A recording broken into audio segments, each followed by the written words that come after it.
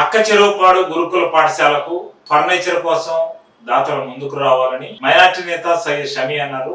SC ST BC మైనార్టీలు చదువుతున్న ఈ పాఠశాలలో మౌలిక సదుపాయాలు కొరవగా ఉన్నాయని, అక్కచెరువుపాడులో నూతనంగా గురుకుల పాఠశాల ఏర్పాటైందని, గతంలో ఇది అద్దె భవనంలో అయ్యప్పగుడి దగ్గర ఉందని, దీన్ని మార్చేందుకు కలెక్టర్ ఓ వారం రోజులు గడువు ఇచ్చారని, అయితే మౌలిక సదుపాయాలు లేవని దీనికి ముందుకు రావాలని ఆయన కోరారు.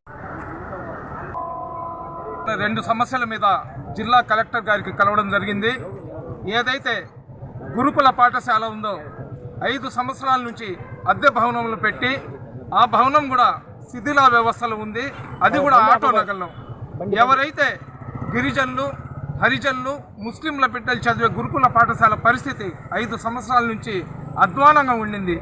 దాని మీద దాదాపు 1 సంవత్సరం నుంచి ఆసిఫ్పై కానివ్వండి, వీళ్ళందరూ కూడా చాలా గట్టిగా పోరాటం చేస్తూనే ఉండారు. ప్రతి సోమవారం విధిగా కలెక్టర్ ఆఫీస్కి వచ్చి అర్జీలు ఇస్తూ ఆ గురుకుల పాఠశాల సంగతి ఏందని చెప్పి, అక్కచెరువుపాడులో 5 సంవత్సరాల ముందర 90% పనులు పూర్తి అయిపోయిన తర్వాత వైఎస్ఆర్సీపీ పార్టీ ప్రభుత్వంలో ఉన్నప్పుడు ఈ 5 సంవత్సరాల్లో 10% వర్కులు పూర్తి చేయడానికి ఎందుకో తాస్కారం జరిగింది. అయితే వీళ్ళందరూ పడిన కష్టము, మేమందరం పడిన కష్టానికి ఫలితం ఏంటంటే, కలెక్టర్ గారు ఈ వారంలోనే 4-5 రోజుల్లో అక్కచెరువుపాడులో దాన్ని షిఫ్ట్ చేస్తాను, ఆ పనులు పూర్తయినాయని చెప్పారు. కానీ విద్యార్థులకు కూర్చోవడానికి చైర్స్ కానివ్వండి, ఇంకా కొన్ని ఇన్ఫ్రాస్ట్రక్చర్కి సంబంధించిన వస్తువులు లేవు. కాబట్టి ఎవరైనా దాతలు ముందుకొచ్చి ఇస్తే ఆ బిడ్డలకు అక్కడ చదువుకోవడానికి చాలా సౌకర్యంగా ఉంటుంది. కాబట్టి కలెక్టర్ గారు అతని పరిధిలో చేయవలసిన పని అయితే అతను పూర్తి చేసినారు. ఖచ్చితంగా ఆ పని పూర్తి చేసినందుకు కలెక్టర్ గారికి ధన్యవాదాలు తెలియజేసుకుంటున్నాము. అదేవిధంగా దాతలు ముందుకొచ్చి ఆ బిడ్డల చదువు కోసం ఎవరైతే పేదలు ఉన్నారో, ఎవరైతే బాల కార్మికులు అయిపోతున్నారో వాళ్లకు విద్యావేత్తలు చేయడానికి దాతలు కుల మతాలకు అతీతంగా ఏదైతే అక్కచెరువుపాడులో ఉన్న గురుకుల పాఠశాలకు ఆదుకోవడానికి ముందుకు రావాలని కోరుతున్నాము. ఇంకొక సమస్య ఏంటంటే, ఏదైతే పిఎన్ఎం హై స్కూల్ ఉంది, పిఎన్ఎం హై స్కూల్లో మహిళా జూనియర్ కళాశాల అని చెప్పి ఒకటి పెట్టినారు 3 సంవత్సరాల ముందర. అయితే ఇప్పుడు కలెక్టర్ గారు చెప్పిన తర్వాత మా కాళ్ళ కింద ఉన్న నేల పక్కకి వెళ్ళిపోయింది. కేవలం సినిమాల్లో సెట్టింగ్ లాగా ఆ ముస్లింలకు కళ్ళు తొడవడానికి గత ప్రభుత్వం అక్కడ ఒక జూనియర్ కళాశాల లేకపోయినా ఉన్నట్లు దాన్ని ట్రీట్ చేసి జూనియర్ కళాశాల వచ్చి విఆర్ కాలేజీలో ఉందంట.